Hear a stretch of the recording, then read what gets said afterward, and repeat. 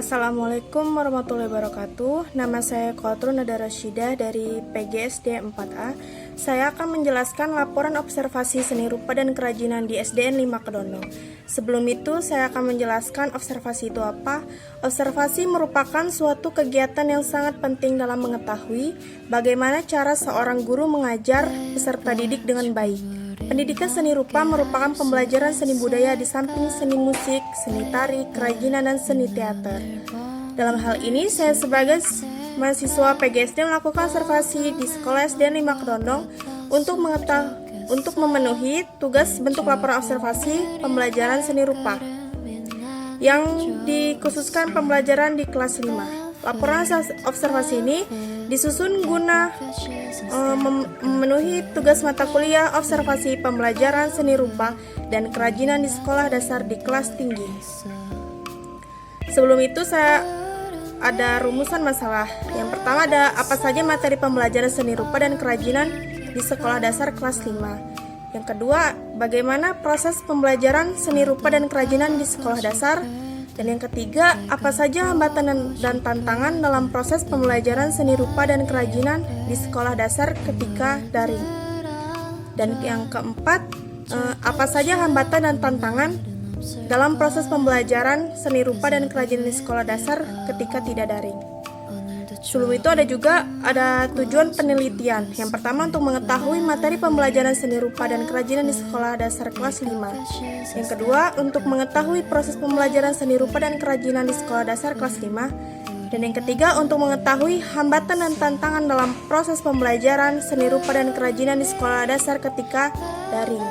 Dan yang keempat untuk mengetahui hambatan dan tantangan dalam proses pembelajaran seni rupa dan kerajinan di sekolah dasar ketika tidak daring. Selanjutnya ada hasil penelitian dan pembahasan. Waktu dan tempat, hari dan tanggal dilaksanakan Selasa 6 April 2021 jam 10 pagi, tempatnya di SD Negeri 5 Kedondong.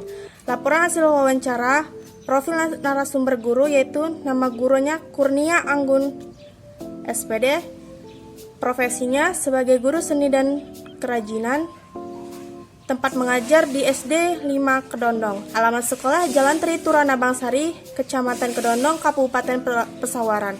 Lama mengajar beliau dari tahun 2002 sampai 2021 atau sekitar 19 tahun. Dan yang selanjutnya ada nama siswa. Nama siswa itu Aurel Syafa, sekolah di SD Negeri 5 Kedondong, dan dia kelas 5. Jadi selanjutnya ada hasil wawancara, yaitu yang pertama materi apa saja yang diajar dalam pembelajaran seni rupa dan kerajinan di sekolah dasar tingkat tinggi. Materi atau bahan ajar pembelajaran seni rupa di kerajinan di SD Negeri 5 Kedondong, khususnya pada kelas 5, yaitu mengenalkan berbagai motif hias seperti tumbuhan, hewan, dan sebagainya. Dan yang kedua, membuat karya seni rupa 3 dimensi seperti topeng. Yang ketiga ada kerajinan. Kerajinannya itu seperti dia membuat kerajinan dari bahan plastik. Contohnya sedotan. Sedotan dia dibentuk dengan bunga untuk dihias di jendela. Dan yang kedua, proses pembelajaran seni rupa dan kerajinan di sekolah dasar.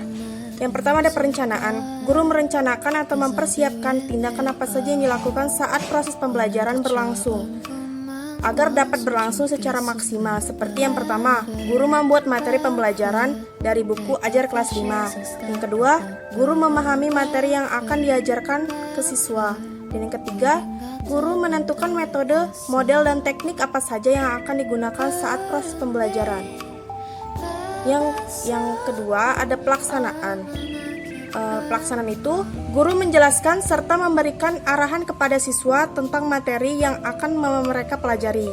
Guru mengajarkan mengenai motif-motif hias dan guru memberikan contoh arahan terlebih dahulu, kemudian siswa mempraktekkannya. Sedangkan model pembelajaran yang digunakan pada saat proses pembelajaran adalah model pengenalan dengan tujuan mengenalkan materi yang dipelajari serta model eksperimen untuk mempraktekkan secara langsung. Selanjutnya ada evaluasi. Evaluasi digunakan untuk mengetahui apakah pembelajaran sudah mencapai kompetensi yang diharapkan atau belum. Evaluasi yang digunakan guru di SD Negeri 5 Kedondong dalam pembelajaran seni rupa dan kerajinan, yaitu evaluasi proses, yaitu guru melakukan penilaian bukan hanya dari hasil tetapi dari proses pembelajaran yang dilakukan dan praktek. Selanjutnya ada hambatan dan tantangan dalam proses pembelajaran seni rupa dan kerajinan di sekolah dasar ketika luring. Hambatan ketika luring dalam proses pembelajaran di SD 5 Kedondong adalah gurunya kurang maksimal dalam proses pembelajaran, dikarenakan guru mampu mengembangkan kreativitas siswanya disebabkan guru tidak semua memiliki latar belakang pendidikan seni, sehingga siswa kurang mengerti dalam pembelajarannya.